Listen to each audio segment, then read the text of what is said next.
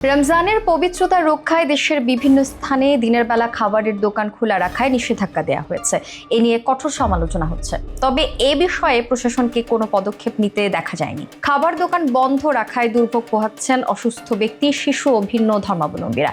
ব্যবসায়ীরাও পড়েছেন বিপাকে।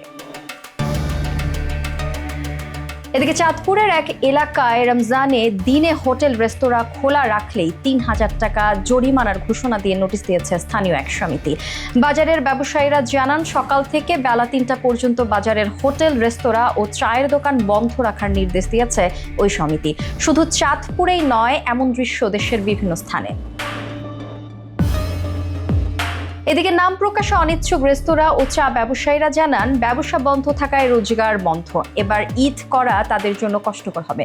এদিকে সম্প্রতি সামাজিক যোগাযোগ মাধ্যমে ছড়িয়ে পড়া একটি ভিডিও আলোচনা সমালোচনার জন্ম দিয়েছে।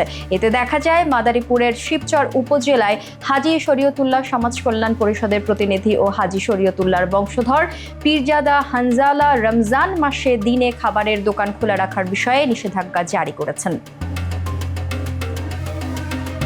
ভিডিওতে হানজালাকে বলতে শোনা যায়, রমজানের হেফাজত করা প্রতিটি মুসলমানের ইমানি দায়িত্ব। এজন্য রমজান মাসকে কেন্দ্র করে শিবচরের 19টি ইউনিয়নে হাজী শরীয়তুল্লাহ সমাজ কল্যাণের লোকজন কাজ করবে। এটা বাংলাদেশ, এটা ভারত নয়, মনে রাখতে হবে।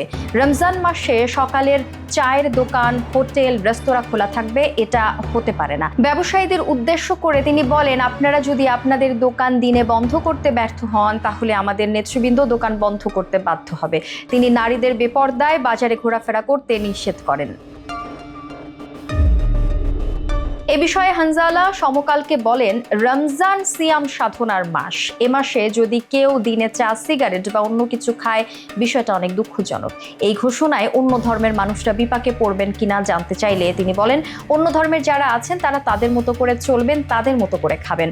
আমার বার্তা ছিল মুসলমানদের প্রতি, তারা যেন এ মাসে বেহায়াপনা না করেন। বেহায়াপনা বলতে কি বুঝিয়েছেন তা জানতে চাইলে বলেন, অন্যান্য মাসে চায়ের দোকানে আড্ডা কিংবা বেহায়াপনা চলে, এটা বন্ধের কথা বলেছি।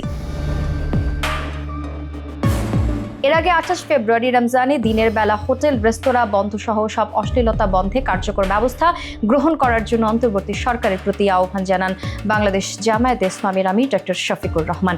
তিনি দেশবাসীর প্রতি মাহে রমজানের পবিত্রতা বজায় রাখারও আহ্বান জানান।